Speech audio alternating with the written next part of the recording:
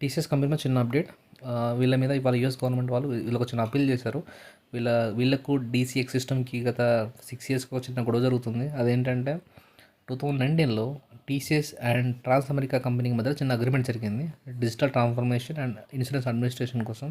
So దీంట్లో భాగంగా TCS వాళ్ళు ట్రాన్స్ అమెరికా నుంచి 2000 మంది పైగా ఎంప్లాయీస్ని రిక్రూట్మెంట్ చేసుకున్నారు. సో ఈ ఎంప్లాయీస్కి వాళ్ళ సిస్టమ్స్ యాక్సెస్ అన్నీ ఉన్నాయి.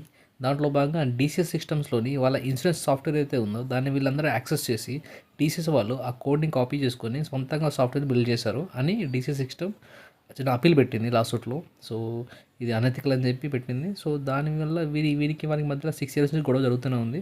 ఇవాళ ఫైనల్ స్టేజ్కి వచ్చింది. ఇనిషియల్గా యూఎస్ సుప్రీంకోర్టు $150 పెనాల్టీ కట్టాలని చెప్పి కోర్టు తీర్పిచ్చింది. బట్ ఇది అనెథికల్ అండి, చాలా $150 చాలా ఎక్కువ. దీనివల్ల మాకు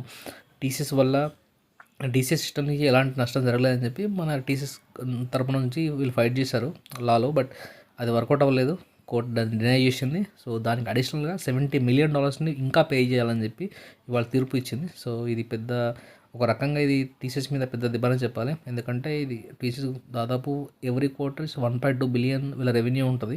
సో ఇప్పుడు $220 మిలియన్ దాంట్లో తగ్గిపోద్ది ఆటోమేటిక్గా. సో అసలే రెవల్యూషన్, దానివల్ల ఆల్రెడీ వీళ్ళు వెనుకనే ఉన్నారు. సో ఇది ఇంకా నెక్స్ట్ స్టెప్ వీళ్ళు ఎలా తీసుకుంటారో చూడాలి ఇంకా.